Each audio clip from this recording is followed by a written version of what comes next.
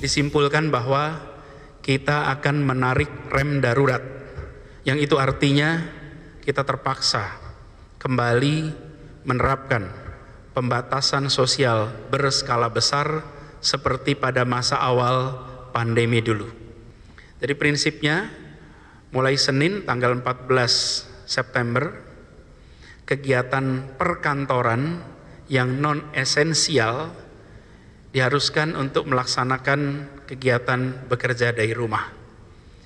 Bukan kegiatan usahanya yang berhenti, tapi bekerja di kantornya yang ditiadakan. Kita juga harus melihat bahwa gas dan rem ini kalau digas atau direm mendadak, itu tentu kita harus menjaga kepercayaan dan confident daripada publik, karena ekonomi ini tidak semuanya faktor fundamental, tetapi juga ada faktor sentimen, terutama untuk di sektor capital market.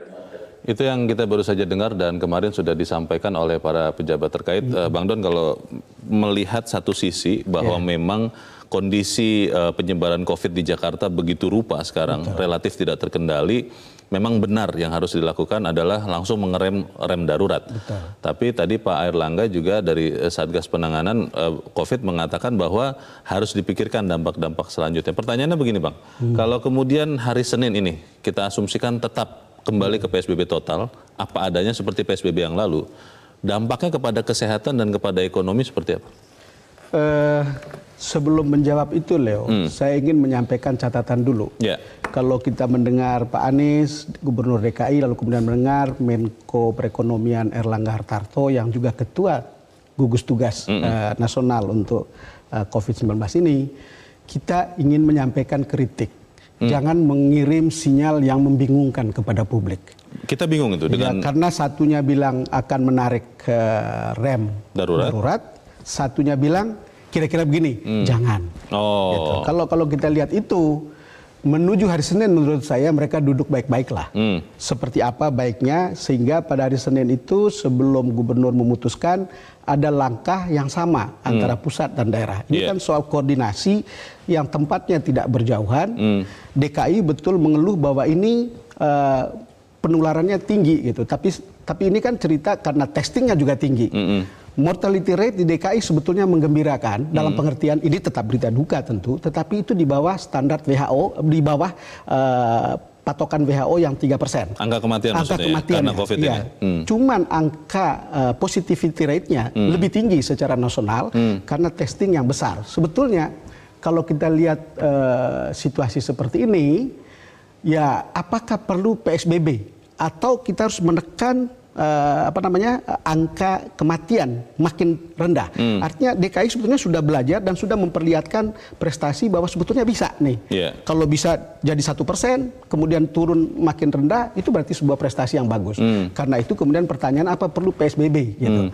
Nah, kemudian pemerintah pusat ya sebetulnya juga kalau Gubernur DKI mengatakan begitu, sebetulnya kan sederhana. Anies bilang kita bisa kekurangan rumah sakit karena bed occupancy ratio-nya itu sudah mendekati atau bahkan di atas ketentuan WHO yang 60%. Artinya bednya makin kurang gitu. Sementara orang yang harus dirawat makin banyak. Oke, pemerintah pusat mau apa gitu?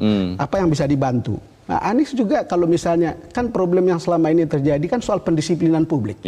Kalau soal pendisiplinan, apakah kita lihat opportunity untuk menggunakan polisi, untuk memanfaatkan TNI, kemudian Satpol PP, untuk kemudian melakukan razia dan melakukan pendisiplinan lebih daripada biasanya? Tidak biasa. Apakah itu sudah jalan? Kalau klasternya kantor, apakah kantornya betul-betul sudah masif disidak misalnya atau diperiksa gitu? Kalau klasternya di angkutan umum, apakah kita sudah jalan seperti itu? Kalau klasternya di tempat di tempat ibadah, apakah itu sudah jalan? Ini kan hal-hal yang kita lihat paling tidak lewat gambar-gambar yang kita tayangkan atau lewat gambar-gambar yang teman-teman cari, Leo, itu tidak terlihat. Nah, sekarang pertanyaannya, apakah kan selalu pilihan itu apakah ekonomi atau kesehatan? Tentu saja orang akan memilih kesehatan. Keselamatan itu lebih penting. Tetapi kita ini kan diajak untuk naik kelas, bekerja lebih keras. Ya sehat, ya produktif. Artinya challenge-nya itu lebih besar. Nah, kalau challenge-nya lebih besar, you tidak bisa jalan sendiri. kalau kita mau sehat itu harus bekerja sama. Dan itu sesuatu yang tidak sulit sebetulnya untuk bisa dilakukan. Gitu. Pertanyaannya begini Bang, karena ini kan Gubernur Jakarta Anies Baswedan sudah mengumumkan. Dan di saat bersamaan kalau kita melihat daerah-daerah penyangga, Tangerang, Depok, Bekasi, Bogor, itu masih belum memutuskan. Walaupun kemarin kita kalau tidak salah dengar Bupati Bekasi mengatakan tidak akan seketat Jakarta. Dia melakukan pembatasan sosial berskala mikro. Itu dia. Nah, ini kan pertanyaannya apakah efektif hanya misalnya kalau Senin sudah mulai diberlakukan PSBB total, kalau kemudian orang-orang yang bekerja di Jakarta tinggal dari daerah-daerah penyangga ini kan jadi pertanyaannya nanti jangan-jangan jadi seperti bola pingpong begitu kan, Jakarta aman tapi penyangganya tidak. Itu betul, karena memang ini kan sangat khas ya. Makanya tadi kita bilang, Jakarta itu nggak bisa jalan sendiri. Karena daerah-daerah penyangga ini sangat besar dan sangat berpengaruh juga untuk Jakarta. Bisa memberi kehidupan ke Jakarta, bisa juga menjadi masalah untuk Jakarta. Karena kemudian soal-soal kesehatan ini. Makanya kembali lagi bahwa tidak ada pilihan, duduk bersama-sama. Untuk bisa menyelesaikan ini kan, poin kita kan untuk kepentingan umum. Kalau baik untuk kepentingan umum untuk duduk sama-sama, duduklah. Kalau duduk sama-sama kemudian kira-kira apakah hasilnya misalnya PSBB total yang sudah diputuskan itu diubah menjadi PSBB apa, atau misalnya mungkinkah misalnya dibatalkan, atau apa kira-kira hasil yang bisa diharapkan Bang? Kita tidak bisa menduga-duga Leo, tetapi kan angka itu kan jelas. Mortality rate-nya jelas, positivity rate-nya jelas, BOR atau bed occupancy ratio-nya jelas. Dan orang bisa lihat soal pasti ada evaluasi ketika PSBB pertama kan, apa masalahnya dan kemudian apa yang harus bisa dijalankan. Dan menurut saya semua dibuka di atas meja, dibicarakan, lalu kemudian kita harus menempuh jalan ini. Nggak usah ngotot.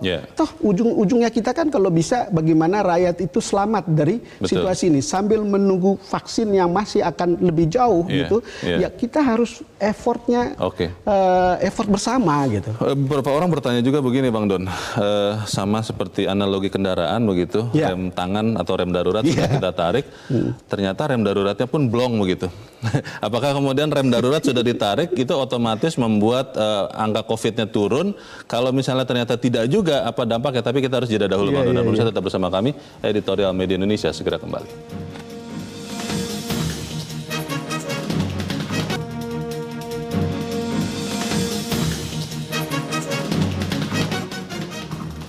Terima kasih pemirsa, Anda masih bersama kami. Kita di bagian akhir dari diskusi kita pagi ini. Bang Don, sebelum kita lanjutkan Bang, kita coba dengarkan dulu Bang pendapat dari pemirsa Metro TV. Kita sudah terhubung dengan Pak Nugroho di Jakarta. Pak Nugroho, selamat pagi. Selamat pagi Bung Don, selamat pagi Bung Leonard. Selamat pagi Pak, singkat padat saja Pak, silakan Pak Nugroho. Jakarta ini wajah Indonesia Pak, metropolitan. Dengan kompleksitasnya, dan terutama dalam kota metropolitan itu adalah transportasi Pak. Menghadapi masalah hidup, COVID dan ekonomi yang ruwet ini Pak. Ini sopir-sopir Jakarta itu terkenal itu dulu sopir metro Pak namanya. Oke.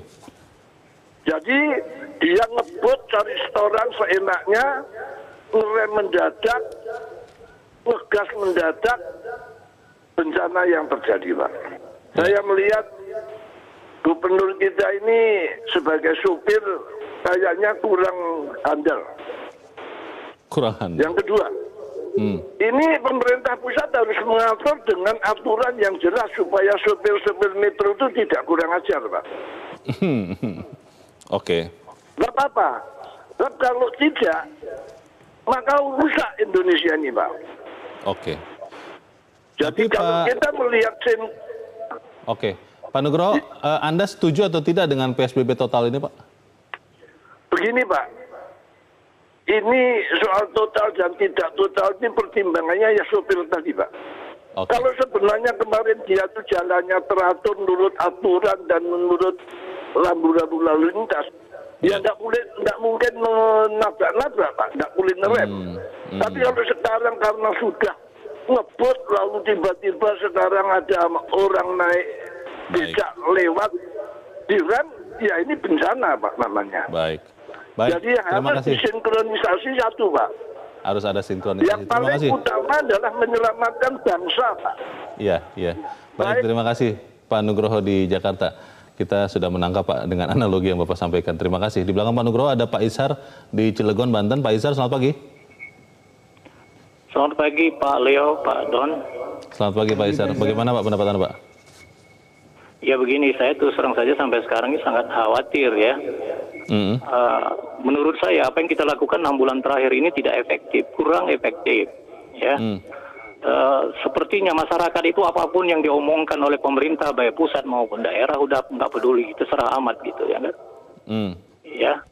Nah sekarang menurut saya perlu dilakukan dicari formula baru ya, formula yang betul-betul efektif gitu, yang betul-betul efektif, tegas, terukur gitu ya.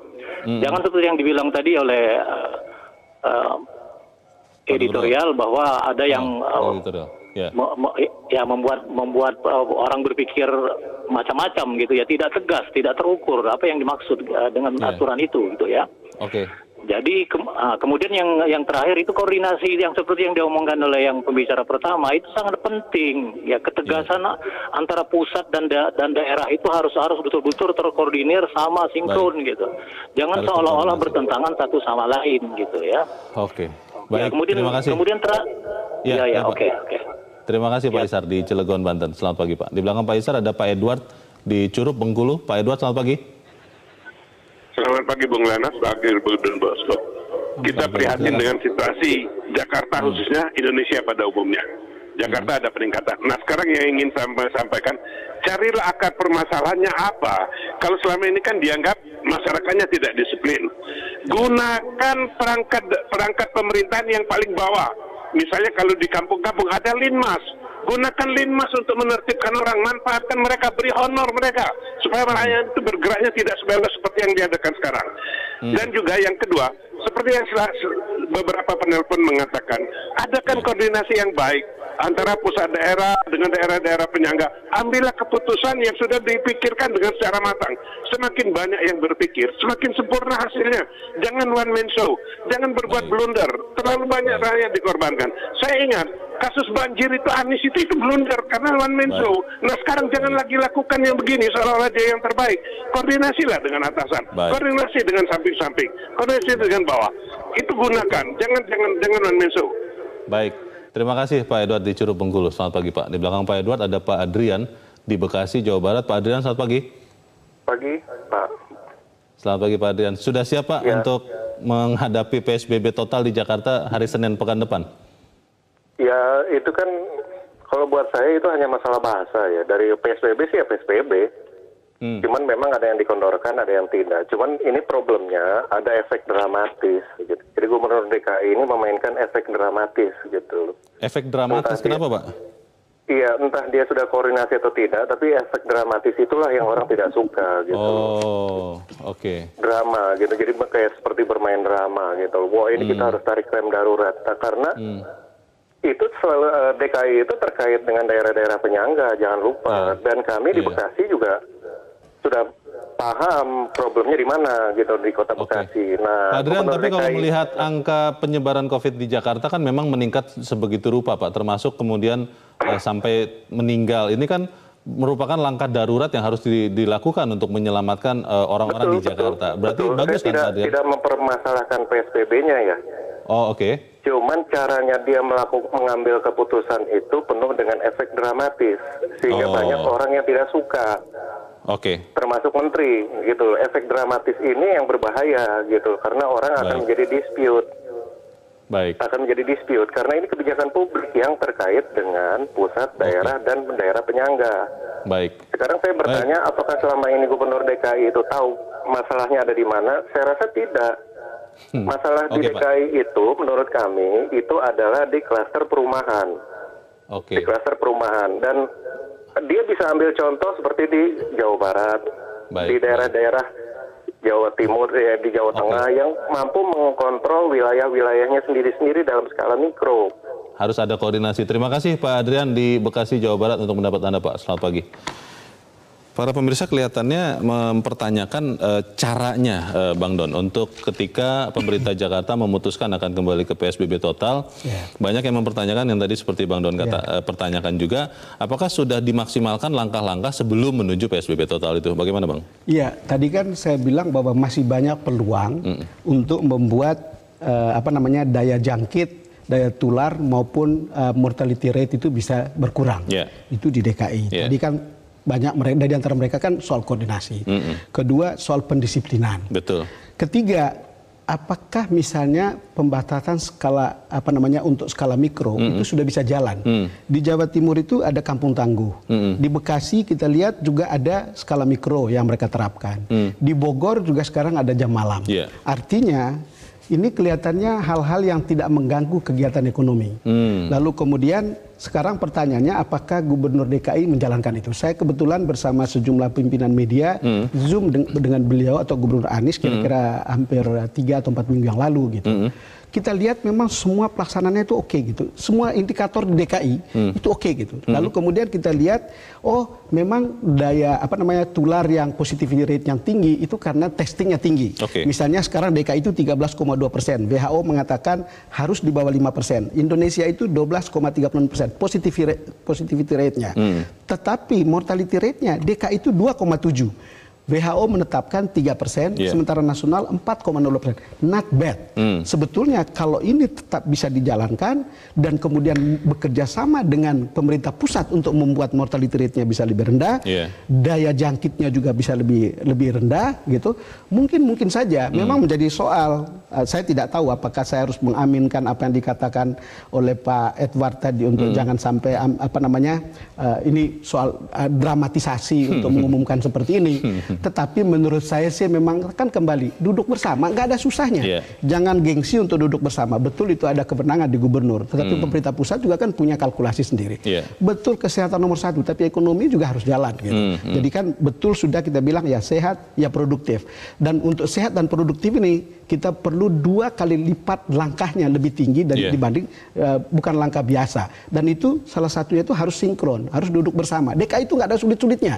Tadi kita bilang kalau kurang rumah sakit kan Erlangga bilang nanti kita bisa bantu untuk nambah kapasitasnya. Kalau apa saja yang bisa dilakukan untuk bisa membuat itu bisa jalan dan kemudian untuk menekan mortality rate-nya itu bisa gitu loh, duduk bersama. Jangan kemudian semua orang jalan sendiri-sendiri dan kemudian kesannya itu seolah-olah mengambil gain politik gitu dalam kasus seperti itu. Sungguh mati saya tidak bermaksud bahwa mereka mengambil itu, tapi kan boleh orang berkesan begitu. Dan kalau begitu caranya tahu nggak Leo? Nanti jalan sendiri, nanti sukses sendiri, puji sendiri gitu. Tapi kalau gagal bukan saya.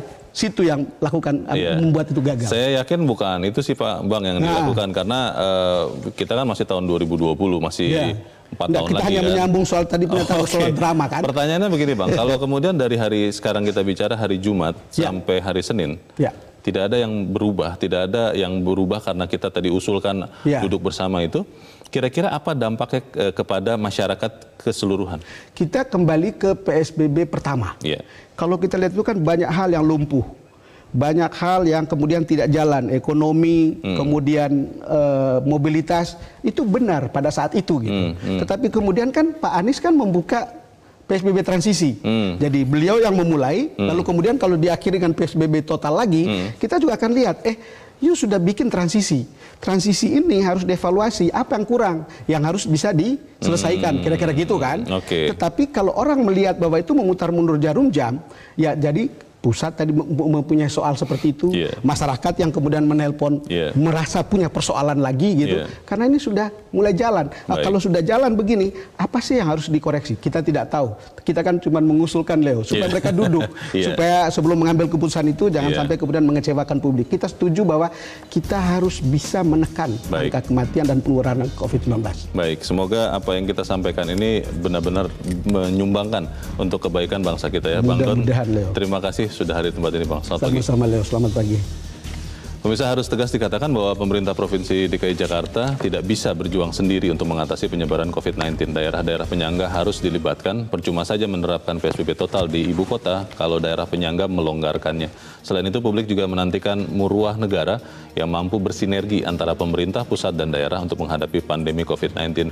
Kita sama-sama menjaga jarak, pakai masker, dan kemudian kita menerapkan protokol COVID-19. Saya Leonard Samosir, terima kasih Anda sudah menyaksikan.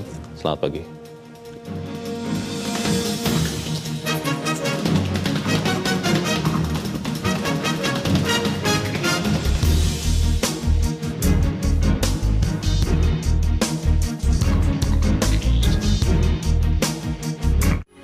Metro TV, knowledge to elevate.